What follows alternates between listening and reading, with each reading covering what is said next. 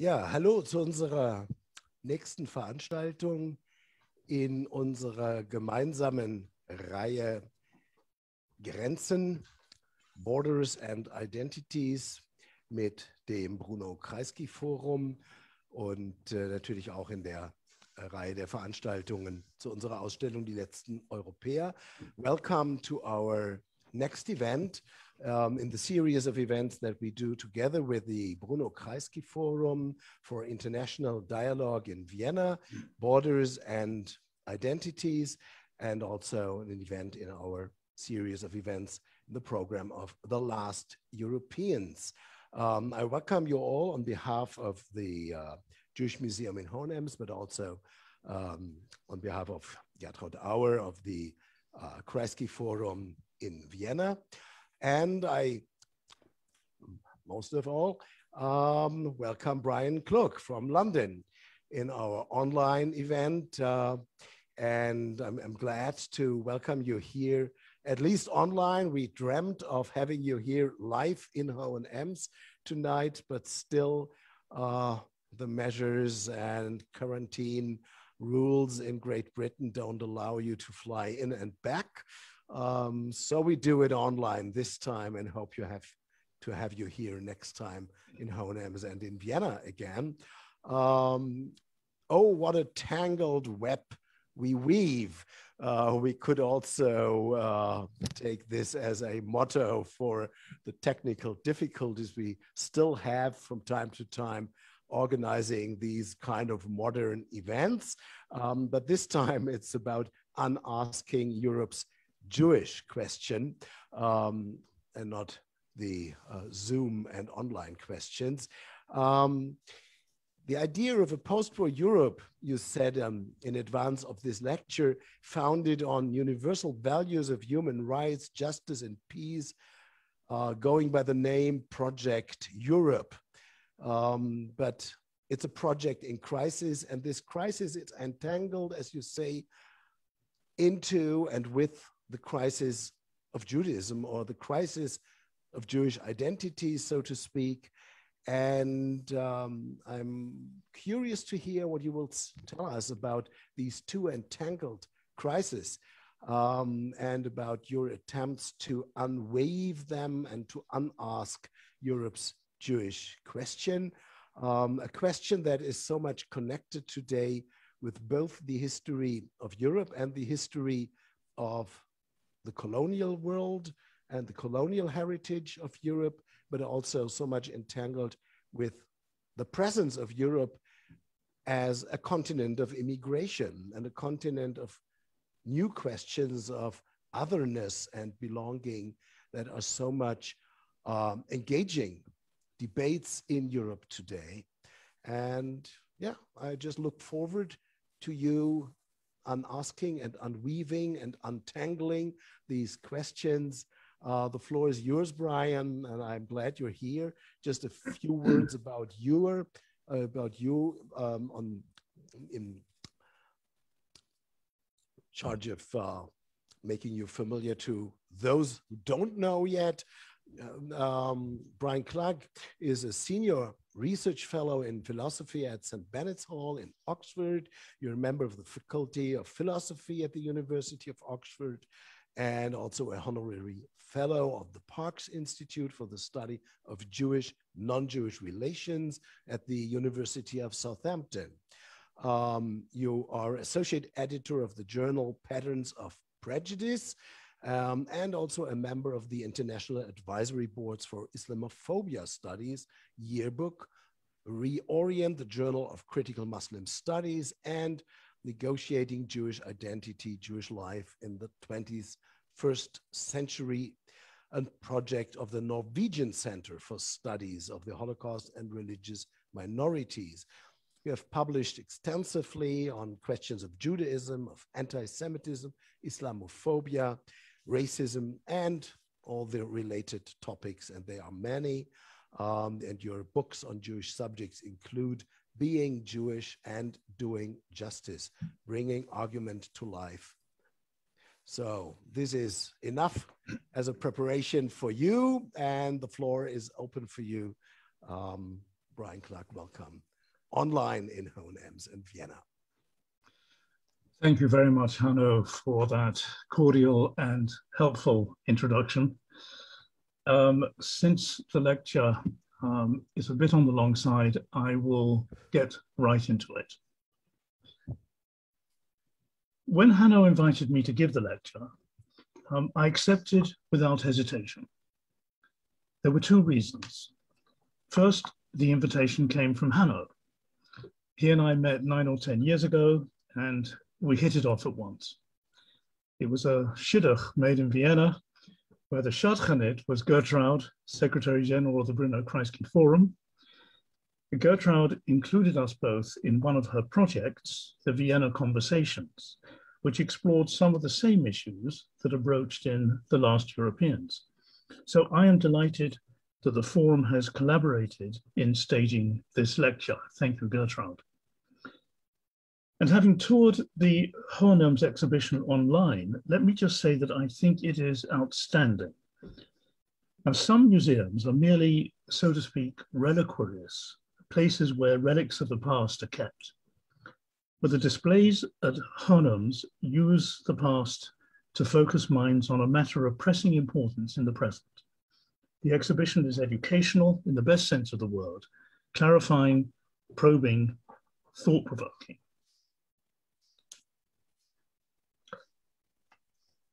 Seeing the exhibition online, however, is not the same as being there in the flesh, which is the second reason why I took up Hanno's invitation with such alacrity. I was hoping to visit the museum, and I wanted to see why it is so widely praised by people I know. Well, we can all dream. The reality is that I am speaking to you from here, my home in the London borough of Hackney. I am not standing at the podium in the Salomon Sulzer Saal. I am sitting at my desk in my study. And when tonight's lecture is over, we will not adjourn together to the nearest beer keller for a hearty drink or three. Instead, I shall wander downstairs to the kitchen to make myself a nice cup of tea. It's a bit sad. Nonetheless, thank you, Hanno, for inviting me. And although I wish I were there, I'm glad that at least I am here. The subtitle of the exhibition is Jewish Perspectives on the Crises of an Idea. And I take it that this crisis or crises is what Felicitas had in mind when, in a recent email, she wrote that Europe today, and I quote her, threatens to throw its Europeanness overboard. Felicitas is one of the curators of the exhibition, and I hope she doesn't mind my quoting her. Now, as I understand it by Europeanness, Felicitas means the same thing, more or less, as the European idea, a phrase that Romano Prodi used in a keynote address, which, as president of the European Commission, he gave in February 2004 at a seminar in Brussels. The European idea, said Prodi, was based on the firm determination to make sure the Europe of the future would be different, a Europe of peace, tolerance, and respect for human rights. That was a quote. Different from what? Different from the past, from the old Europe of war and atrocity. The horror of the Shoah, I'm quoting again, the horror of the Shoah and the terrible loss of life caused by the Second World War, Prodi explained, deeply marked Europe's founding fathers. Well, that is to say, the founders of the new Europe that he represents. The Europe of today, said Prodi towards the end of his Brussels speech, I'm quoting again, is not the Europe of the 1930s and 1940s. He added, we must never forget what happened then, because remembering the past is a way of ensuring that such terrible events never recur, end of quote. When Felicitas says that Europe today threatens to throw its Europeanness overboard, she is suggesting, I think, that Europe is in danger precisely of not remembering its terrible past and forgetting that it has rejected it. We see this in the rise of populism and nationalism in a number of European states. But remembering can also be problematic. A lot turns on how we remember. In his keynote address in Brussels, Prodi recalled that, I quote him, the first thing I did after my investiture as president of the European Commission was to visit Auschwitz. Not for one moment would I criticize this, quite the contrary. But if there is a crisis of Europe today, it is due in part to the way in which Europe, New Europe, Prodigy Europe, remembers Auschwitz, and more generally, remembers the Jewish question. As I see it, the crisis of Europe into which Jews are woven is simultaneously a crisis in Judaism, and this is the wager of my lecture. But I should warn you that the lecture is work in progress. My thoughts on the subject are somewhat raw and not yet fully organized. A remark of Rabbi Tarfon's from the Mishnah comes to mind. He says, "You are not obliged to complete the task, but neither are you free to give it up." Well, I hope it is not a chutzpah to have accepted Hanno's invitation, but failed to complete the task tonight.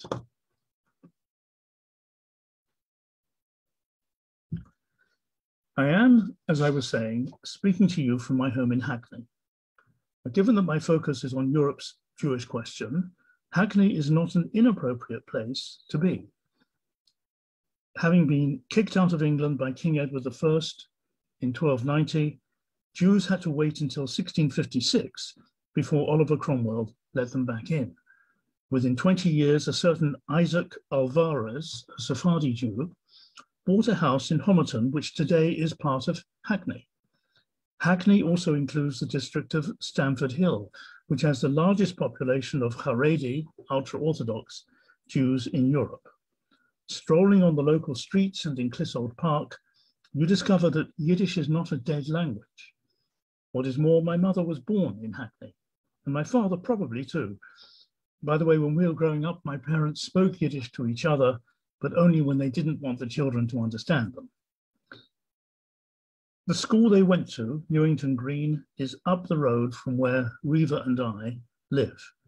My life is here. In short, if I can call any place on this planet Heim, home, it is precisely here. But Benjamin Netanyahu, the Prime Minister of Israel for the time being, begs to differ. He thinks I'm under a misapprehension.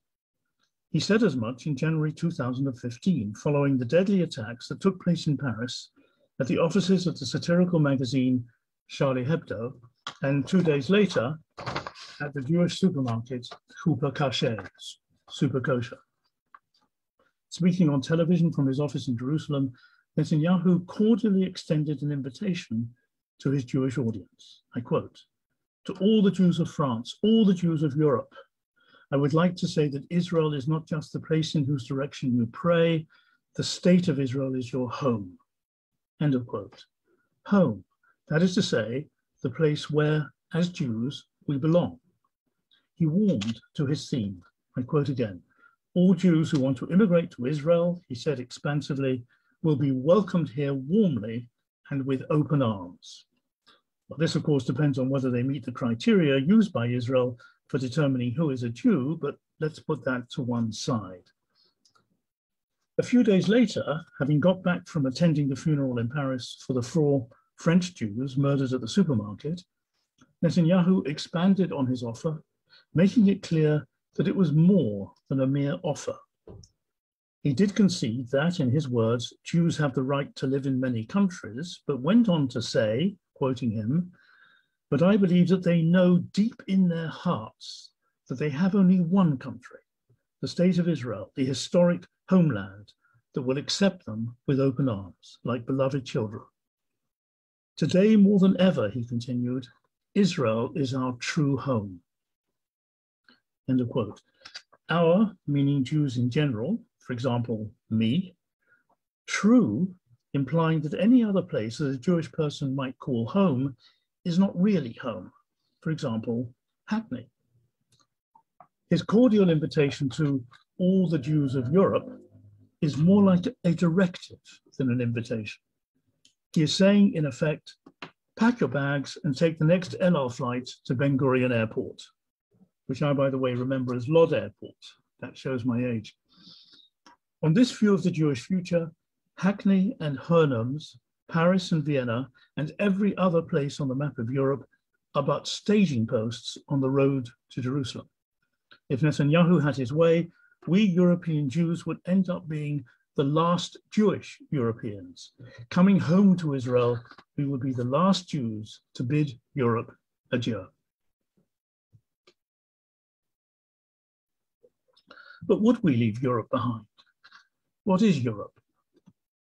Zygmunt Bauman, at a session in the first of the Vienna Conversations, defined Europe as, I quote him, the northwestern peninsula of the Asiatic continent. That is a pretty nifty definition of where Europe is located on the globe. By this definition, the strip of land on the eastern shores of the Mediterranean that used to be called Palestine and which today is called Israel is not part of Europe. But there is another way of defining Europe, which has led leading figures in the Zionist movement to a different conclusion. Their concept of Europe is not about geography, but Europeanness, to recall the word Felicitas used, although not perhaps the same concept of Europeanness as hers. This is a huge subject, and I am at a loss as to where to start. Needing help, I turn, of course, to that classic Jewish source, Rodgers and Hammerstein's The Sound of Music. The Sound of Music, to be frank, is not one of my favorite musicals, but the song Do, Re, Mi, irritating as it is, asserts a useful maxim. In the opening line, Maria, played by Julie Andrews in the 1965 film version, intones, "Let's start at the very beginning, a very good place to start." Applying Maria's maxim, I shall start with Theodor Herzl's Der Judenstaat, the state of the Jews, or as it is usually translated, the Jewish state, published in 1897. There were earlier Jewish writers who anticipated Herzl, but it is not unreasonable to treat his pamphlet as the very beginning of political Zionism. Now, everyone is familiar with the title, but the subtitle, an attempt at a modern solution of the Jewish question, tends to be overlooked. Yet it is the key that unlocks the whole text. It tells us that the text provides an answer to a question that it asks, the so-called Jewish question. It is my contention that in asking this question, Herzl legitimized it, and in legitimizing it, he went wrong from the very beginning. For the purposes of thinking about the Jewish political future, it was a very bad place to start. A better way to start would have been to question the question, to query the process that led to Jews being constituted collectively as a question or problem. And I'll just interrupt myself to say that if you've read the Judenstaat, you'll know that on the contrary, he reinforced the validity of the question by describing Jews in terms that could almost be seen as anti-Semitic, and certainly reinforced the idea that they are a problem. But Herzl took the Jewish question at face value, and one writer after another, Jewish as well as non-Jewish, in the 19th and early 20th centuries fell into this same trap. We are, I believe, still ensnared by the Jewish question, a point to which I shall return later. Despite its name, the Jewish question was not a Jewish question as such. It was a European question, whose subject was the Jews. Herzl, a child of the Austro-Hungarian Empire, wrote about it precisely as a European. Moreover, he saw the world through late 19th century European eyes. Nowhere is this more apparent than in the section Palestine or Argentina, where he weighs the pros and cons of each of these two locations as alternative sites for his Judenstaat. It is clear which he prefers, Palestine, and he muses, I quote him, "We should there form a portion of the rampart of Europe against Asia, an outpost of civilization as opposed to barbarism," end of quote. To the ears of European chauvinists, his rousing words would have been the sound of music. To put it another way, Herzl wove Europe into the very fabric of the Jewish state. And one Zionist thinker after another, on the left as well as the right of the movement, reproduced this pattern of thinking. Here are a few examples. I shall revisit these examples shortly, but from a different angle, so pay attention. Max Nordau was even more strident than Herzl. his associate. Quote, "We will endeavor to do in the Near East what the English did in India," he averred, speaking at an early Zionist Congress. Quoting again, "It is our intention to come to Palestine as the representatives of culture and to take the moral borders of Europe to the Euphrates River." End of quote. He said nothing about the immoral borders of of Europe. Or consider the testimony of David Ben-Gurion, leader of the Democratic Socialist Political Party, Mapai, the first Prime Minister of Israel, and of course the man after whom Lod Airport was renamed. Writing to George Antonius, the Arab nationalist, Ben-Gurion clarified what the intentions of the Zionist movement were. He said, quoting, "We want to return to the East only in the geographic sense, for our objective is to create here a European culture." And Shlomo Ben-Ami, the former Israeli foreign minister, quotes this remark in his book, Scars of War, Wounds of Peace. He comments, quoting, "Ben-Gurion was expressing the core essence of Zionism, not merely a personal view. That is to say, the core essence of Zionism places the Jewish state on the map of Europe, a cultural, not a geographical map. This core essence was encapsulated by Ehud Barak, the former Labour Prime Minister of Israel, in his trademark Orientalist image of the state of Israel as what he called a villa in the jungle. On the opposite political wing, a prominent Likud politician has made the same point, but more prosaically. He said, "We are a part of the European culture. Europe ends in Israel. East of Israel, there is no more Europe." End of quote. The speaker was Benjamin Netanyahu, 4 years ago at a meeting in Budapest of Eastern European leaders. So it is not Herzl alone who weaves the thread of Europe into the very fabric of the Jewish state.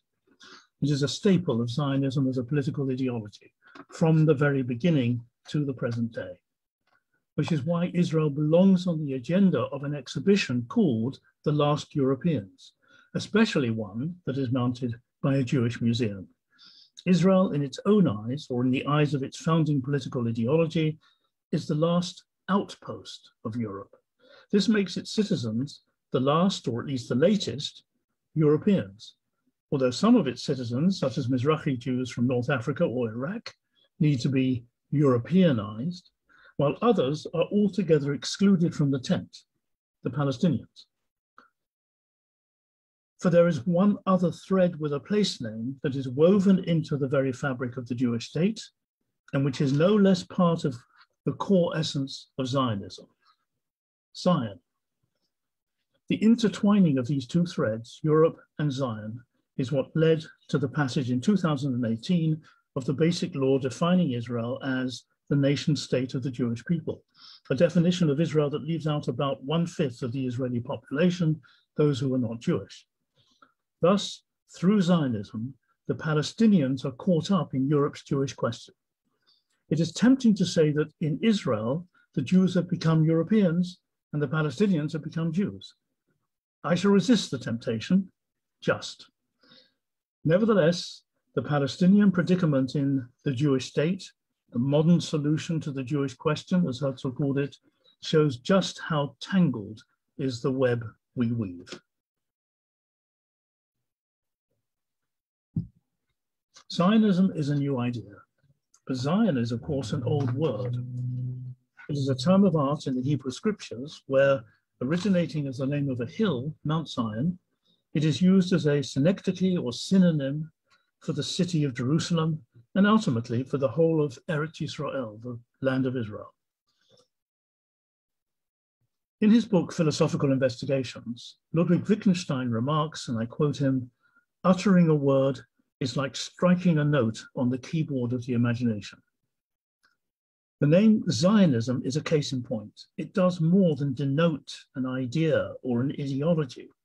It resonates in hearts and minds. It evokes an entire cultural heritage that goes by the name of Judaism. Moreover, it invokes this heritage. It hitches its wagon to the story of the Israelites told in the Tanakh, the core text of Judaism, also known as the Old Testament, beginning in the Torah, the core text of the Tanakh, the 5 books of Moses, with the exodus from Egypt and the trek across the wilderness to the land of Canaan. Zionism, which originally and predominantly has understood itself to be secular, tends to treat this story as a Jewish national epic, a mixture of history and myth. It positions itself as the latest episode in this epic story, as if the likes of Herzl, Nordau, Ben-Gurion, Barak, and Netanyahu, all of whom I quoted earlier, were following in the footsteps of Moses. None of this might be spelt out in Zionist texts, but it is how the word, across the religious secular divide, plays on the keyboard of the Jewish imagination,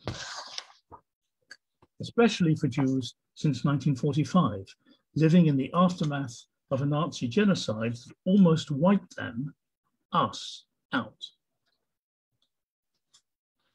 Zionism as following in the footsteps of Moses, it's a potent image. I would like to put it to the test by conducting a thought experiment based on the set of quotes from Herzl et al. That I read out a few minutes ago. It is the summer of 1395 BCE. Moses, Hebrew Prince of Egypt, is sitting in his royal chamber in Pharaoh's palace. A large goblet of dark red wine, dark red Nile wine, like this, L'chaim, by the way, within easy reach, reed brush in hand and a strip of bare papyrus laid out on the desk in front of him.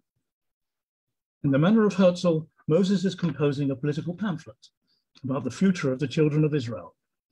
He proposes that the oppressed Israelites should leave Egypt and form a state of their own, free from the servitude that for centuries they have endured. As I peer through the mists of time, I seem to be able to make out the title of Moses's pamphlet. Translated into modern English, it is The Israelite State, an attempt at an ancient solution of the Israelite question. It includes a section, Canaan or Assyria, where he weighs the pros and cons of each of these 2 locations as alternative sites for the Promised Land. We can imagine that Moses prefers Canaan. But can we imagine Moses writing in the idiom of Herzl, "We should there form a portion of the rampart of Egypt against Asia"? I think not. Or this in the idiom of Nordau, "It is our intention to come to Canaan as the representatives of culture and to take the moral borders of Egypt to the Euphrates River." Or saying, like Ben-Gurion, that in Canaan, our objective is to create an Egyptian culture.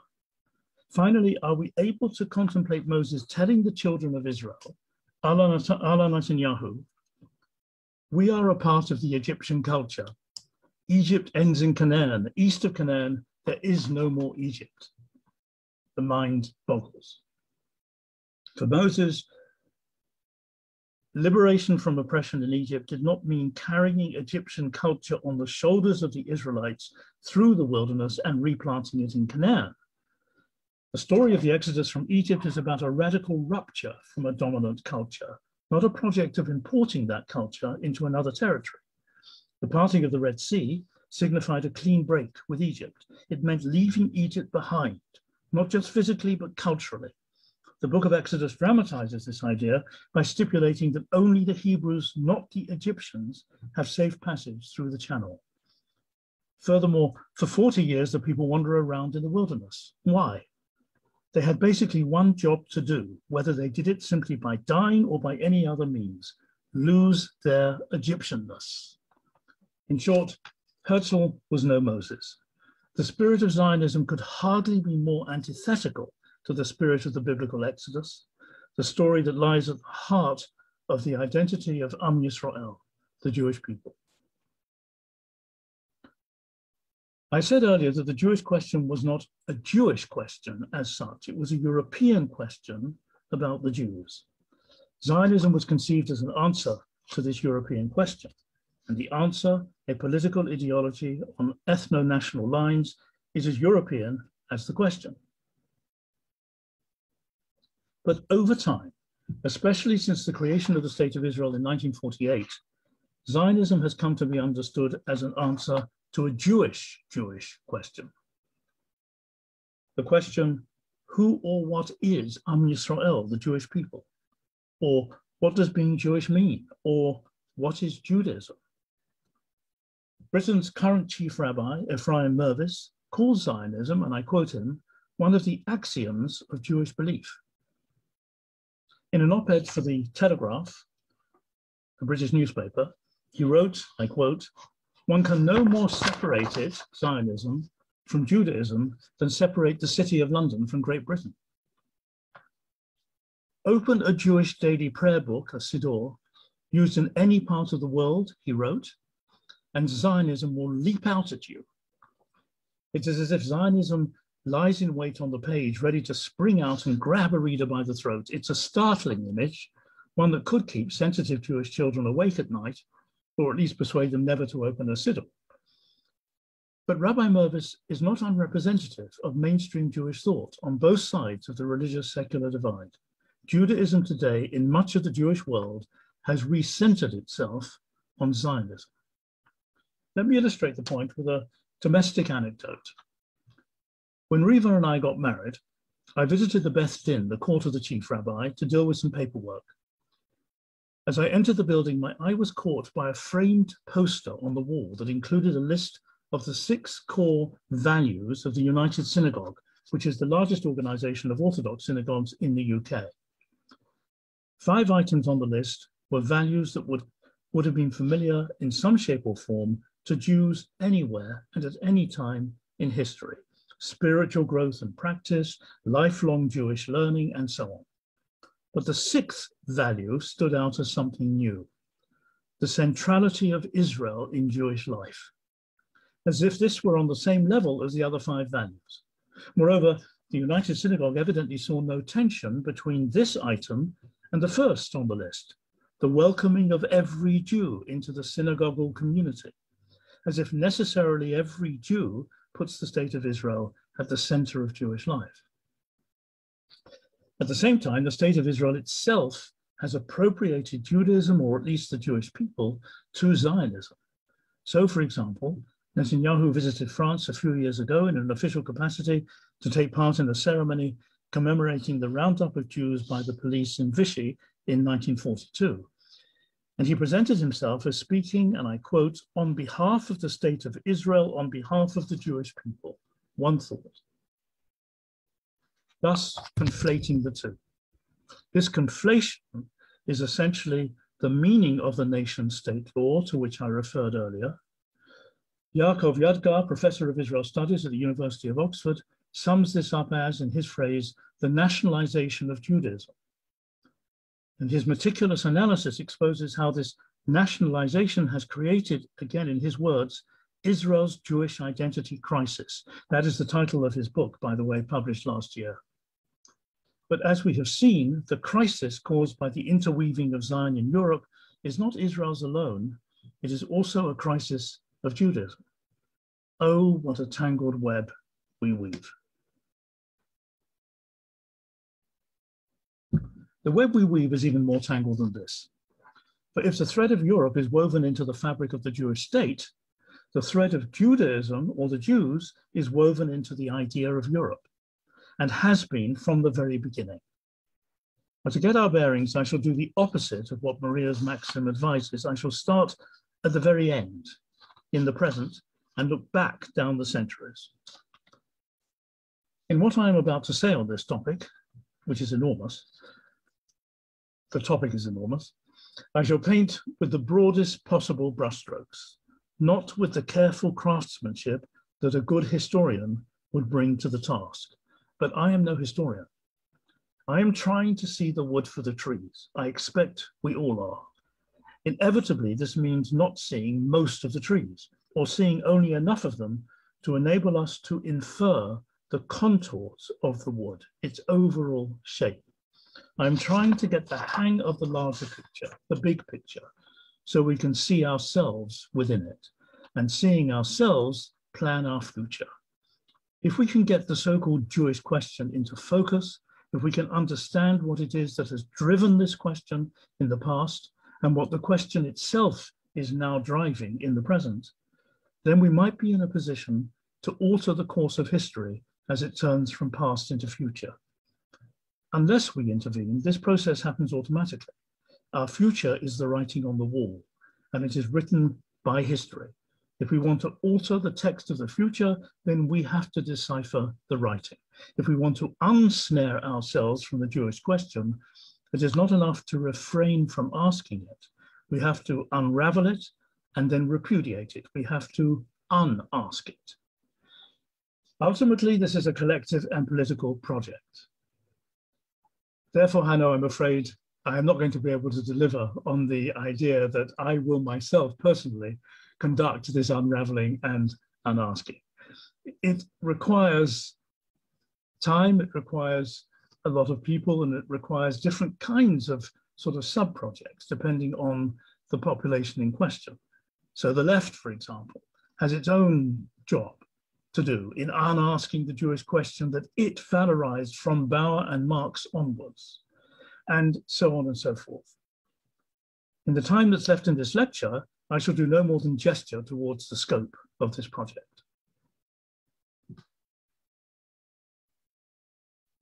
So beginning at the end, let's home in on a portion of the landmark speech that Romano Prodi gave in 2004, the one from which I was quoting at the beginning of the lecture. His subject at this point was the Jews of Europe, and he referred to them as, quote, the first, the oldest Europeans, and as, quote, Europe's archetypal minority. Everyone, he suggests, should emulate the Jews. Quote, we, the new Europeans, are just starting to learn the complex art of living with multiple allegiances, he says, whereas the Jews, quoting again, have been forced to master this art since antiquity. Prodi is unstinting with his praise for the Jews. Despite being persecuted, I'm quoting him now, they have made an immense contribution to European culture, not only as individuals, quote, but also as a community. Thus, the Jews collectively are twice over a model. Quote, the values that have guided them through the centuries, says Prodi, have provided a reference for us. Note that the entire passage is structured by the grammar of us and them.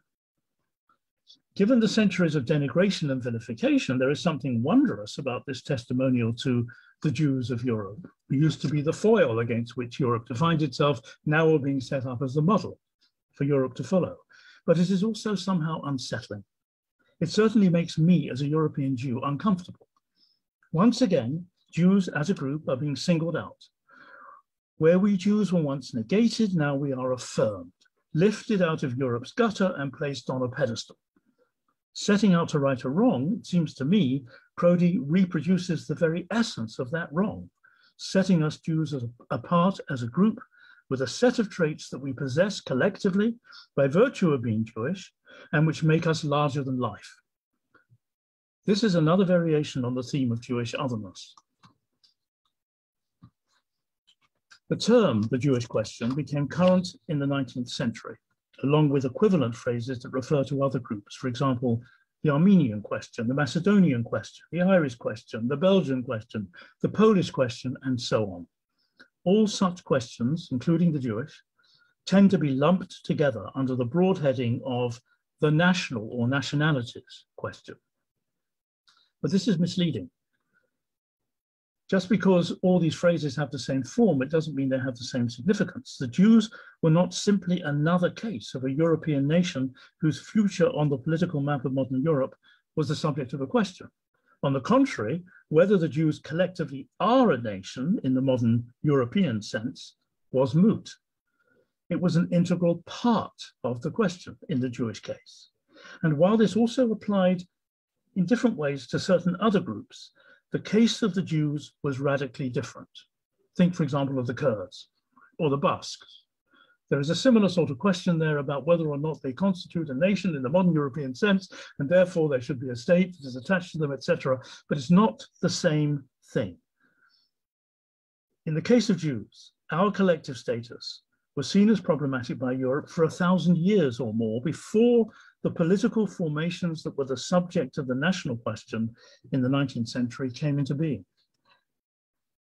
I said earlier that the Jewish question is a European question about Jews. But although ostensibly about Jews, ultimately it is about Europe. It is about Europe via the question of the Jews. It always has been, ever since antiquity and the days of the original European Union, as it were, the one whose capital city was Rome rather than Brussels. The very beginning of this story is the conversion to Christianity of Flavius Valerius Constantinus, otherwise known as Constantine the Great, Emperor of Rome. Constantine, in the 4th century, converted on his deathbed, and his conversion was perhaps the most significant legacy for Europe and for the Jews. From this point on, Europe, by any other name, uses the Jews to define itself. The question, which we might now rename the European question, was this: what is Europe? Answer: not Jewish. Down the centuries, as Europe's idea of itself changed, there were variations on the theme of this answer, of this not Jewish. Prody's answer is the opposite. What is Europe? Jewish. Different answers, same question, same preoccupation. Europe seeking to define itself and using the Jews to do so. In short, the Jewish question as an issue for Europe, the Jewish question existed as an issue for Europe avant la lettre. Seen as being in Europe, but not of Europe, the Jews were the original internal other, the alien them to the European us. First, in antiquity, Judaism was the foil against which Europe defined itself as Christian. Later, in the 18th century, the Jews were, as Adam Sutcliffe puts it in his book, Judaism and the Enlightenment, I quote him, the Enlightenment's primary unassimilable other. Esther Romaine explains, I quote her, for the Enlightenment, with its investment in universalism and civilization, the Jew was a symbol of particularism, a backward-looking, pre-modern, tribal culture of outmoded customs and religious tutelage. There were, of course, other views of the Jews in the Enlightenment. I know this is oversimplifying. I said that I would be painting with broad brushstrokes, but it remains the case that the Jews were, in Adam Sutcliffe's words, the Enlightenment's primary unassimilable other. Then in the following century, the 19th century, the symbol flipped. I'm quoting Esther Romaine again. For a nationalism based on roots, the distinctiveness of cultures and allegiance to a shared past, the Jew was an uprooted nomad or a suspect cosmopolitan, aligned with abstract reason rather than roots and tradition. End of quote. That is to say, Europe saw itself in the 19th century as a patchwork quilt of ethnic nationalities. And the question arose, how do the Jews fit in? Do they fit in? If they do not, what is to be done with them or with their Jewishness? This was the Jewish question in the 19th century. The national question was about ethnic difference and how Europe should deal with it. The Jewish question was about the alien within, so deep within both, if you like, conceptually, but also historically, as to be internal to Europe's idea of itself. The title of the latest book by Adam Sutcliffe, What Are Jews For?, is apropos. Great book, I recommend it, by the way. We Jews have played the role in Europe of being the reference point for the idea of Europe in any given period, as if this is what we are for. We still play that role. Prody and Project Europe have changed the answer, but not the question.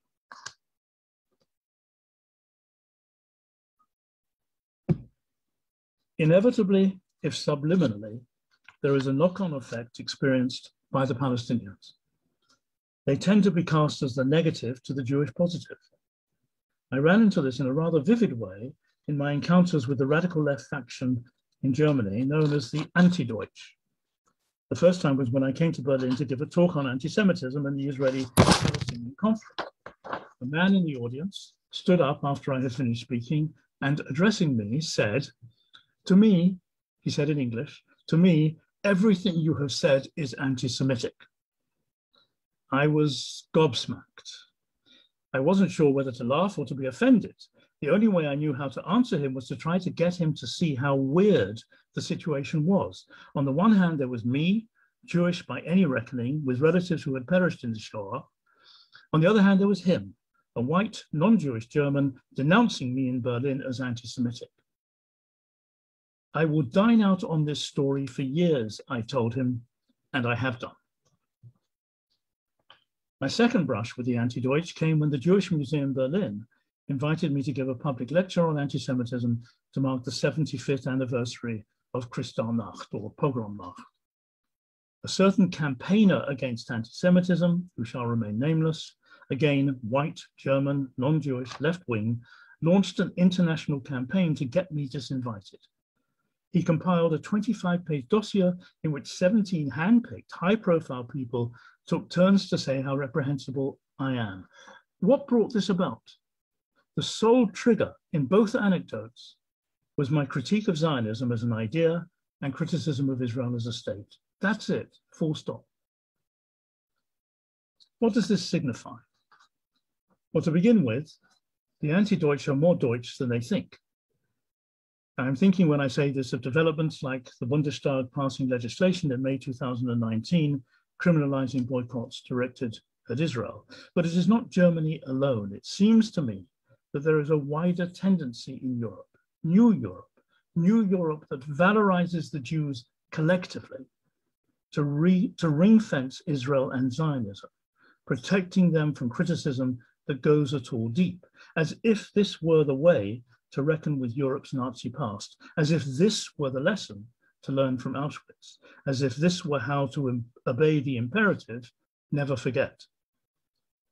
But actually, it's just another way of failing to treat Jews collectively as normal human beings, which Europe has managed to do throughout its entire history from the beginning to now, with dire ramifications on top of that for others. In the old Europe, Jews paid the ultimate price for the Jewish question with the Shoah. As the Shoah led to the Nakba, the cost was transferred to the Palestinians. Now the Palestinians are paying the price again. They pay twice over, once for Jews being the stigmatized other of Europe, and a second time for Jews being the valorized other of Europe. First, they pay the price for the anti-Semitic exclusion of Jews in Europe. Then they pay for their anti-Semitic inclusion. Heads they lose, tails they lose. It is a double whammy, where both whammies are the consequence of Europe's immersion in its own question. Oh, what a tangled web we weave.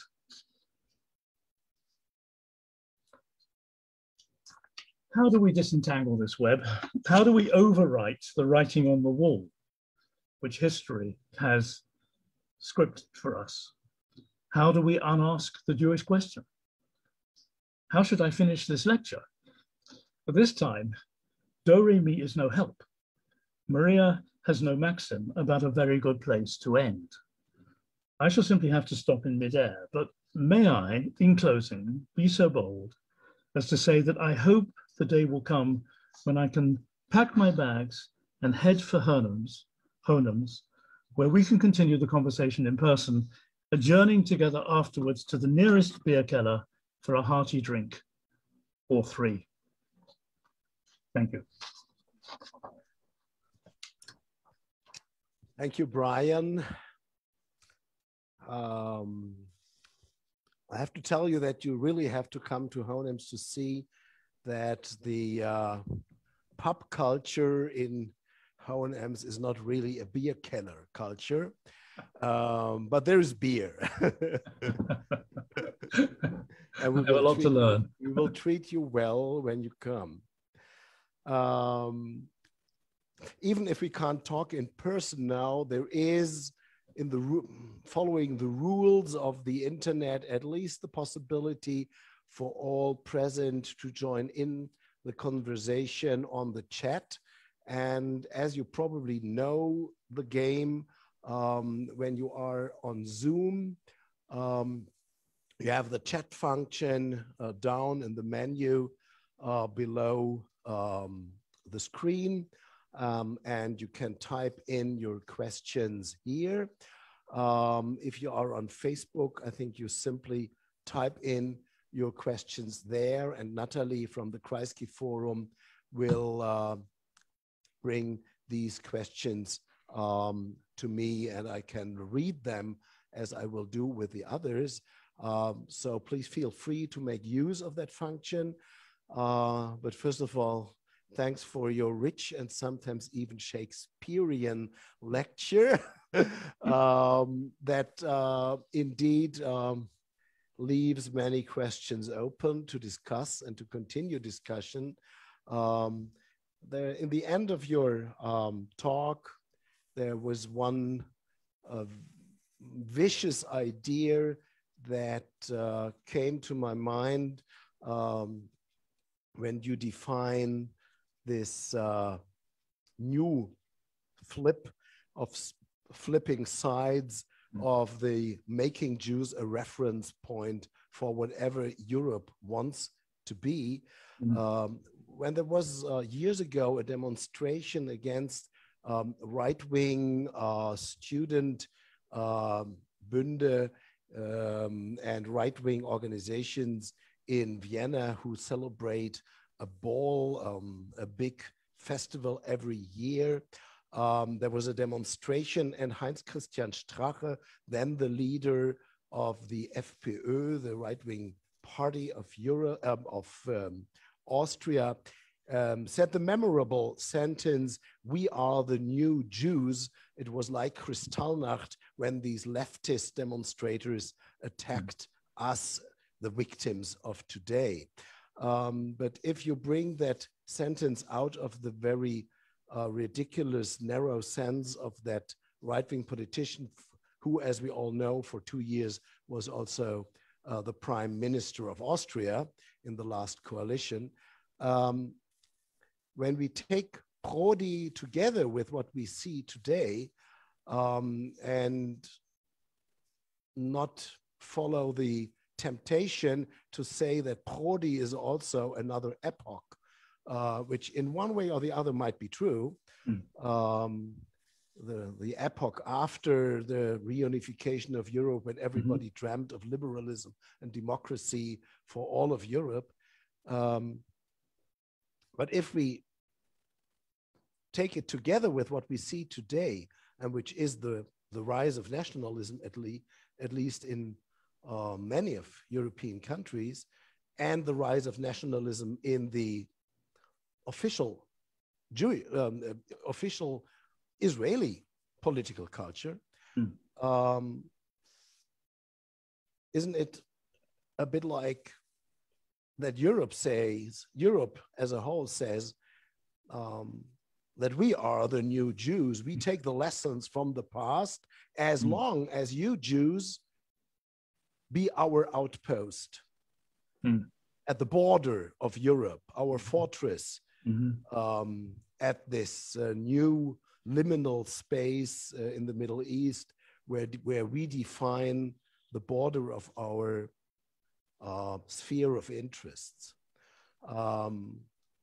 What would you say about that vicious? Well, that's a very rich set of remarks, Hanno. I'm going to start at the end and then go back to one or two things you said earlier. I think that there is a kind of paradox about the affirmation of Israel as the state of the Jewish people by Europe, insofar as Europe sees itself as embodying Project Europe, Prodis Europe. Because the point of New Europe that was supposed to come into existence after the end of the Second World War was precisely to not be the old ethno-national Europe that had led to the 30s and the 40s. And that's why I quoted Prodi as saying, Europe today is not the Europe of the 30s and the 40s. That was the ethno-national idea that supposedly had been superseded by the new idea of a Europe based on universal human rights and tolerance and peace and all the rest of it. Nonetheless, because of the way in which Jews came into this story, Europe finds itself valorizing what is essentially an ethno-national state, the state of Israel, a state that is based on the old Europe, on the old idea that the new Europe supposedly has rejected. And this is yet another example of what I mean when I say, what a tangled web we weave. By the way, I'm probably not the only person here who imagines that that is a quote from Shakespeare, but in fact, it was a quote from Walter Scott from his poem Marmion. But it's worthy of Shakespeare. It's a wonderful line. And as Reva said to me, you could imagine, I think, Puck saying it in Midsummer Night's Dream. The point is that lines have got so crossed and so entangled that contradictions like that aren't noticed. A contradiction in which the new Europe is endorsing a state that internalizes the old European idea of an ethnic nation state, Israel as a nation state of the Jewish people,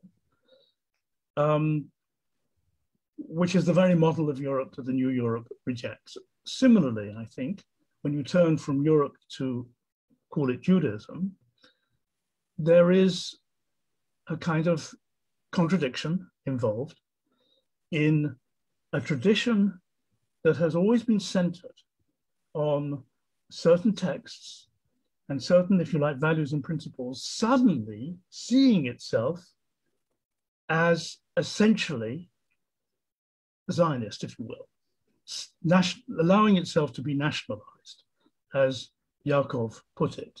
So when I talk about the tangled web, part of what I mean is that there are lines of thinking that are inconsistent with each other that somehow are cohabiting our minds. And part of what I mean is that so many different peoples get caught up in this.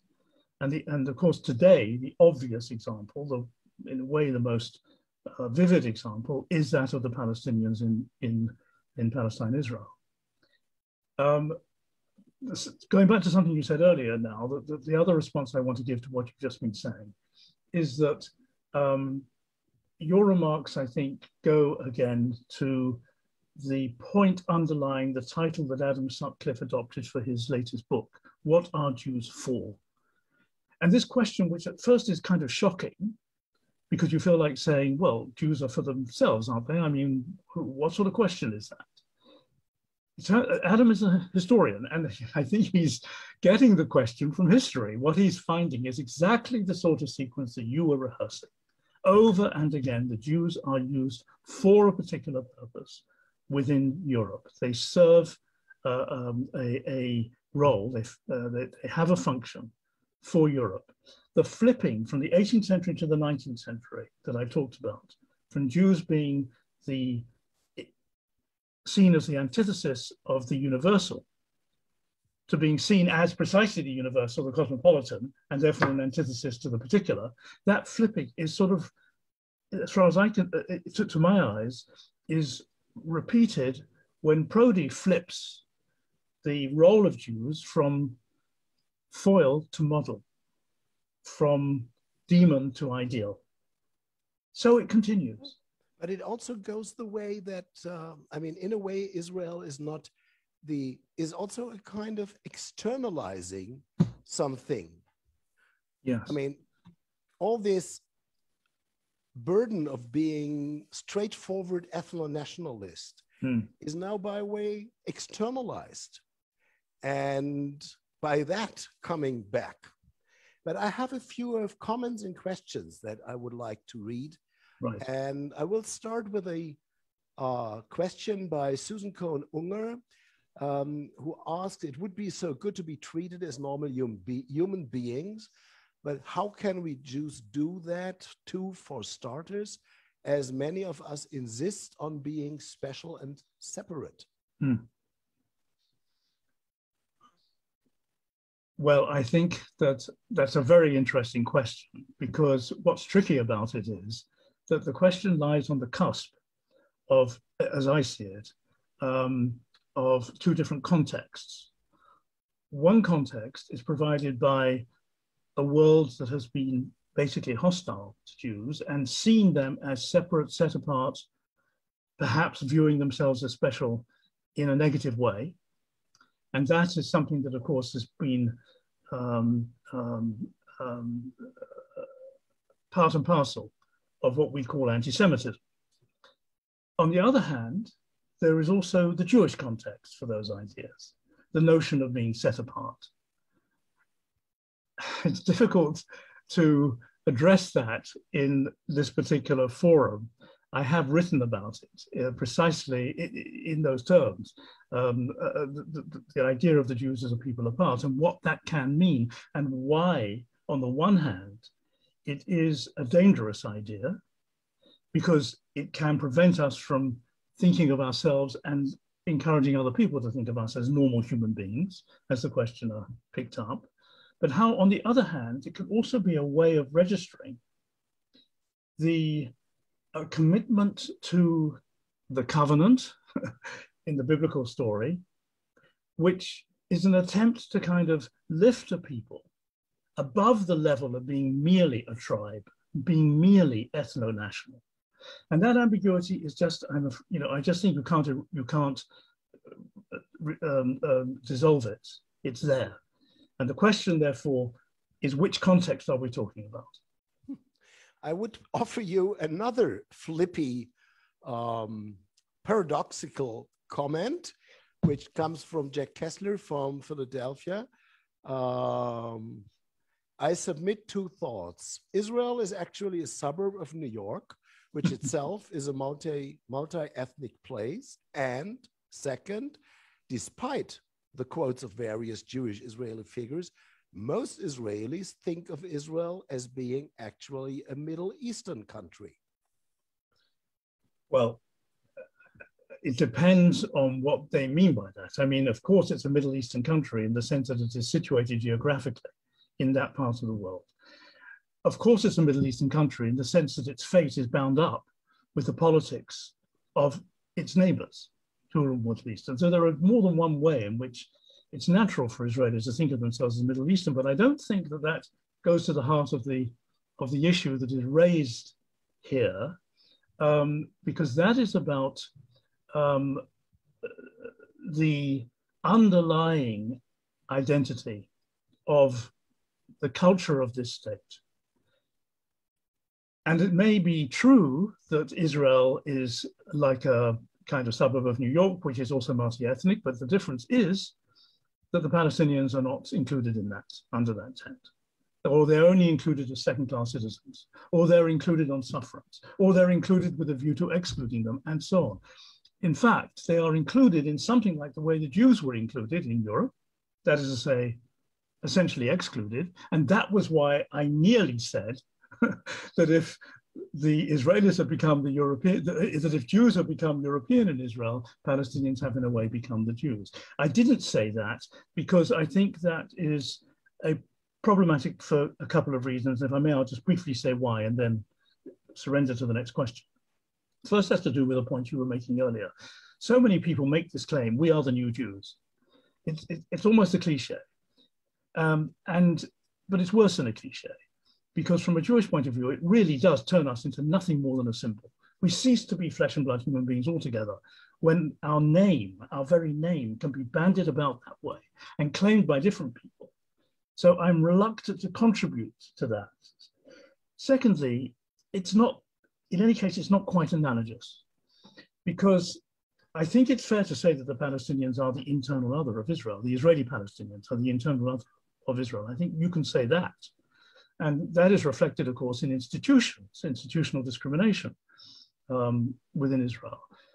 But it's not quite like the case of the Jews in Europe going back something like 1,700 years or whatever it is, which in turn was preceded by the most sort of fundamental negation of the Jews of all, which is when the church came into being precisely as not the synagogue. That kind of negating of Jews and their becoming the internal other of Europe when it became Christian is not really mirrored in the Israel-Palestine case. So I stopped short of the temptation for that reason, but nonetheless, I think that despite what the questioner is saying, and I accept the validity of those points, it doesn't go deep enough into the question of identity. there's one question that came to me when I was listening to the rather straight line that you draw from Herzl's painting Israel as the outpost, or the Jewish state as the outpost of Europe against the barbarism of Asia, to the image that people like Netanyahu draw today, that Israel is the fortress of Europe against the Arab world or the Muslim world. Still, you could say that there is a way to express your interests to the non-Jewish audience and the way you conceive things for yourself. And I mean, starting with Herzl, I mean, he was really a politician by heart, by knowing to whom to tell what story in order to make friends with interests. I mean, he knew what to tell Kaiser Wilhelm, and he knew what to tell the Turks, and he knew what to tell to everybody. And so he very well sensed that the European powers would never invest any whatever into his project, but only for their interests. So he knew what to say. And I also think that Netanyahu knows what to say, and Ben-Gurion knew what to say. So you could say that they simply wanted to have a place for the Jews after all these European catastrophes, a safe place. And I mean, I know that this could be a cheap answer, but it's also a very truthful answer, because we know what European history was. And to play with the other interests in order to get something done for this, and I just play advocatus diaboli, whatever you want to name it, but they knew what to tell. The crazy thing today is that what they told the non-Jewish audience is exactly the colonial story. Use us as a fortress, we will do the job for you. And that is also providing certain misunderstandings, I think, of the whole story that we should also be careful about, isn't it? I couldn't agree with you more, Hanno. And I think this is a problem that you see time and again in the public debate about Israel-Palestine.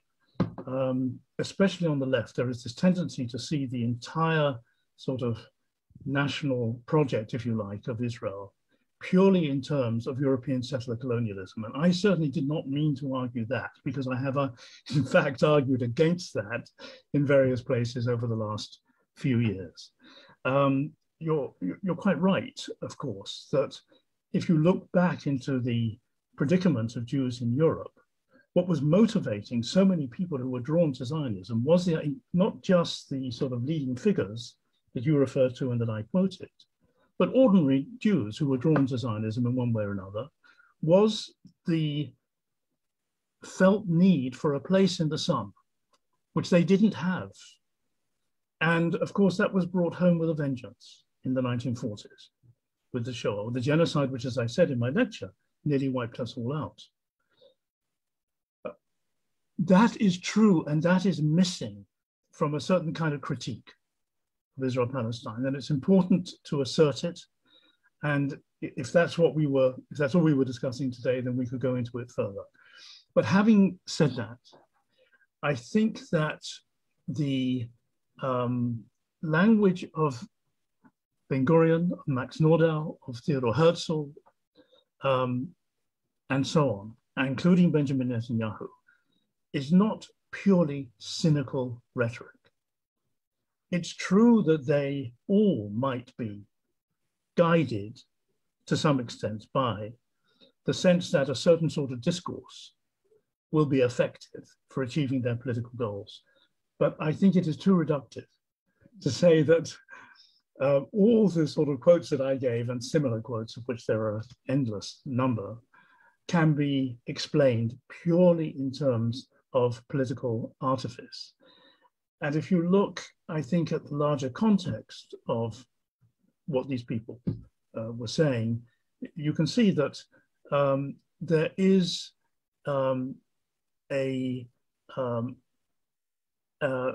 a direction that their language takes, which is essentially based in nearly all cases, it's based in Europe rather than Judaism. As a matter of fact, the argument that they were using language in order to achieve their goals perhaps works better when you talk about the way in which they invoke Judaism. So when Netanyahu talks about the historic homeland, when he uses language that appears to be addressed to Jews in the context of Jewish culture and Jewish tradition, I really wonder. I mean, Zionism, for one thing, to some extent, was a kind of rebellion against all that. And when I said in my lecture that it was originally and predominantly secular, that was a sort of understatement. There was always a kind of religious wing very early on, which called itself Mizrahi. But by and large, this was an attempt to throw off the authority of the rabbis and everything that the rabbis represented, and to reinvent Jewish identity with the so-called New Jew, or the muscular Jew of Max Nordau. The whole thrust of it was to transform what it meant to be Jewish, not just to find a place in the sun for Jews as they existed. And in fact, Herzl's idea was that when Jews come to the Judenstaat, they'll cease to be the way they are in Europe, where they are reviled for being. I mean, with Herzl, I'm not so sure, because everything that he expressed as his dreams of how this country would be is more like the Viennese still. It's still the Viennese way of life. And if you look into his second book, he's talking about a world in which everybody goes to his own synagogue, temple, or mosque, and the state would never interfere into that, which is far away from the reality that we know. Yes. Even if we maybe can't believe in this book of Herzl either, because he also had an audience for this. But there's a famous proverb of Adorno about the Germans that they can't tell a lie without believing in it. But it could be the other way around. You cannot tell lies for long without starting to believe in it, because a lie in that you don't believe, you will never present very successfully. And there's one thing that I think is pretty much different from the Netanyahus of today.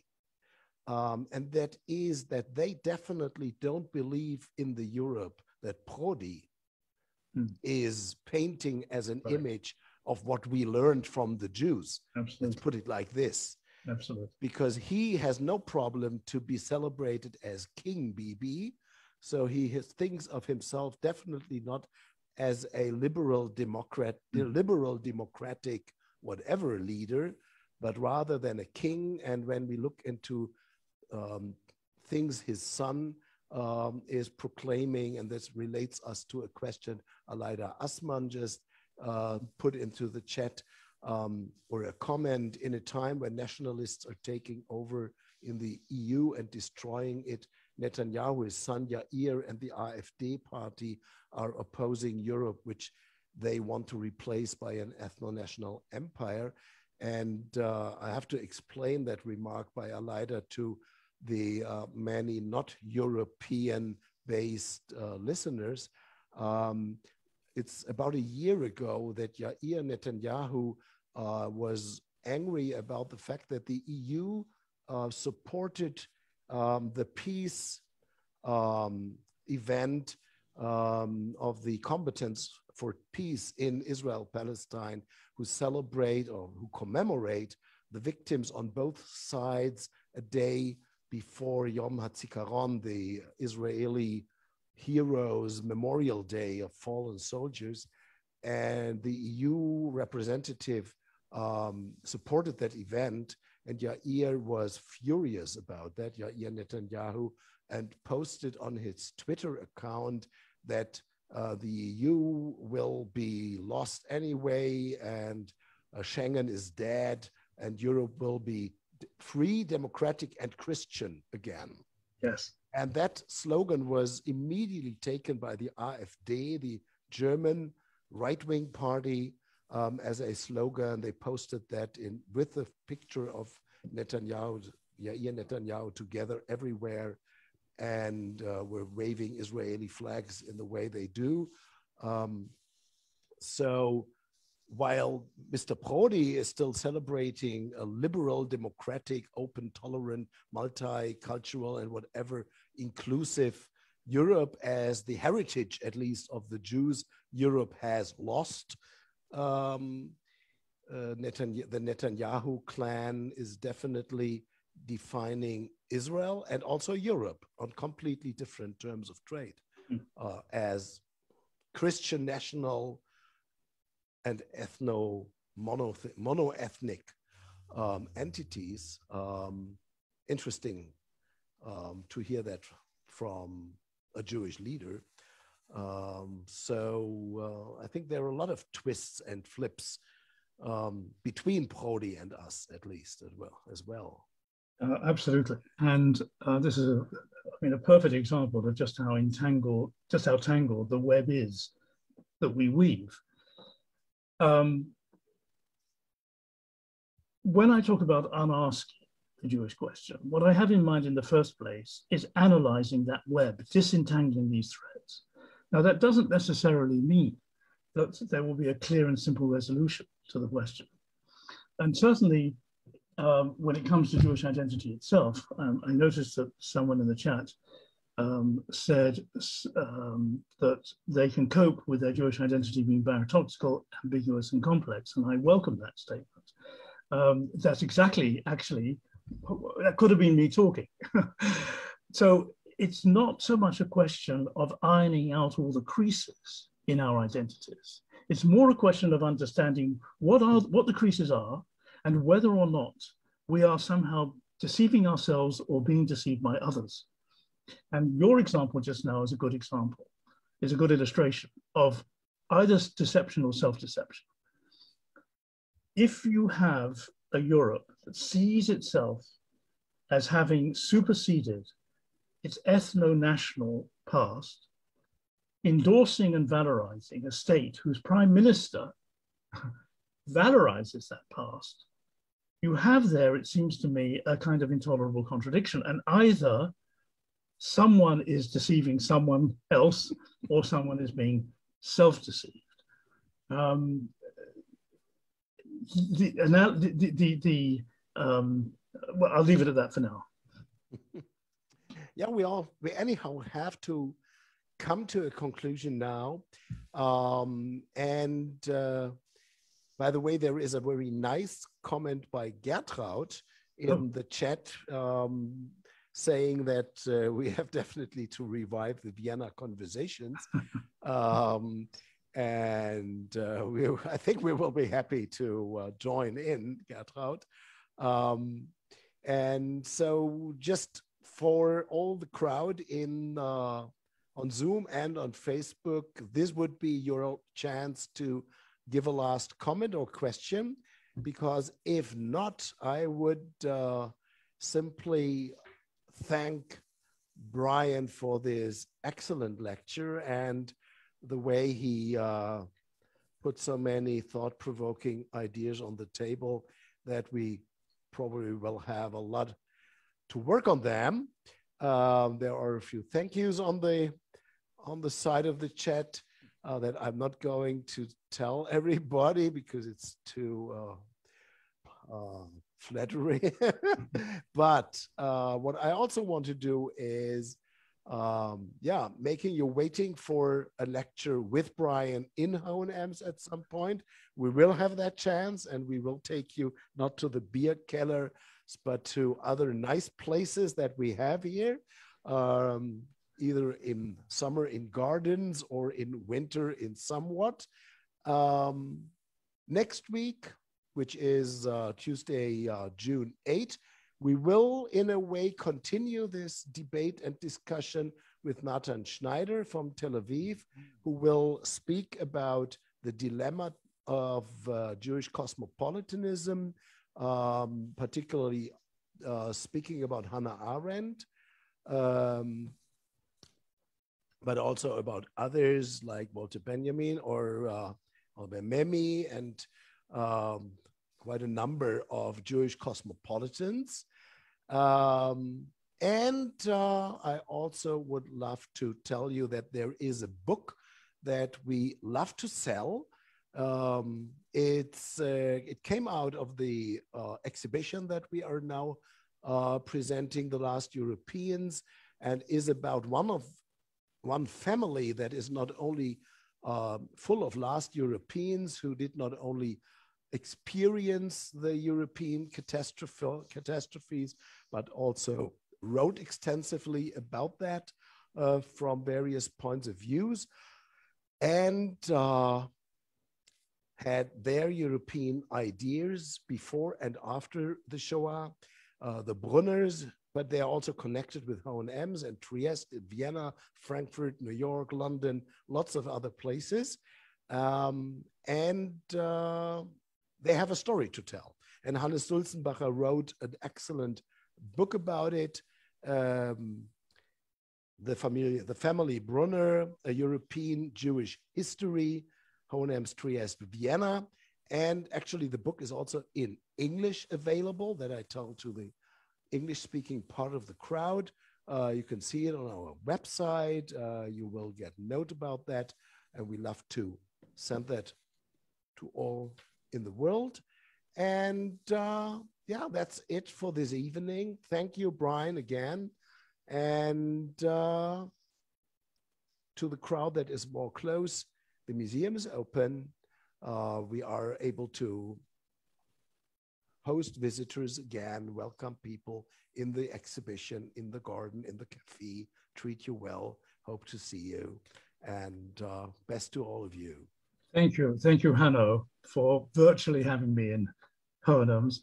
And I want to close by paying tribute once more to the museum, because I really think that the exhibition is outstanding, but the whole approach that you take and that your curators take is an example, a model, if you will, for other museums to follow. Thank you, and goodbye. Bye-bye.